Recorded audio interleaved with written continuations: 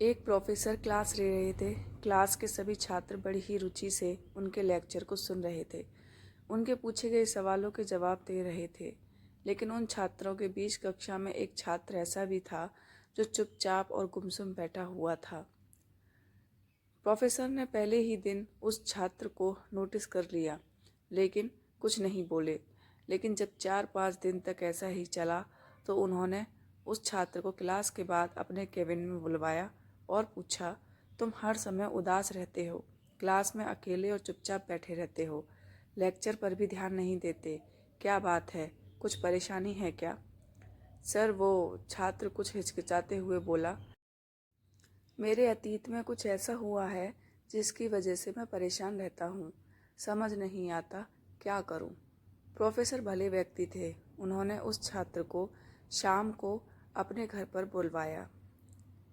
शाम को जब छात्र प्रोफेसर के घर पहुंचा तो प्रोफेसर ने उसे अंदर बुलाकर बिठाया।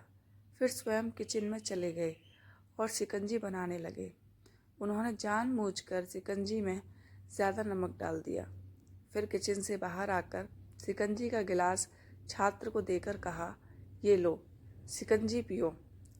छात्र ने गिलास हाथ में लेकर जैसे ही एक घूंट लिया, अधिक नमक के स्वाद के कारण उसका मुंह अजीब सा बन गया।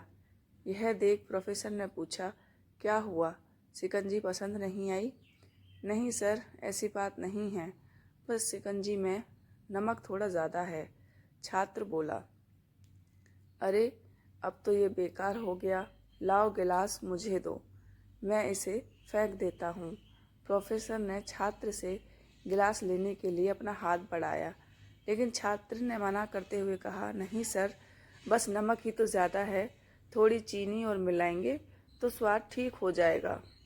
यह बात सुन प्रोफेसर गंभीर हो गए और बोले, सही कहा तुमने, अब इसे समझ भी जाओ। ये शिकंजी तुम्हारी ज़िंदगी है, इसमें घुला अधिक नमक तुम्हारे अतीत के बुरे अनुभव हैं। जैसे नमक को शिकंजी से बाहर नहीं निकाल सकते, वैसे ही उन बुरे अनुभवों को भी जीवन से अलग नहीं कर सकते। वे बुरे अनुभव भी जीवन का हिस्सा ही हैं, लेकिन जिस तरह हम चीनी घोलकर शिकंजी का स्वाद बदल सकते हैं, वैसे ही बुरे अनुभवों को भूलने के लिए जीवन में मिठास तो घोलनी पड़ेगी ना। इसीलिए मैं चाहता हूँ कि तुम अब अपने जीवन में मिठास घोलो।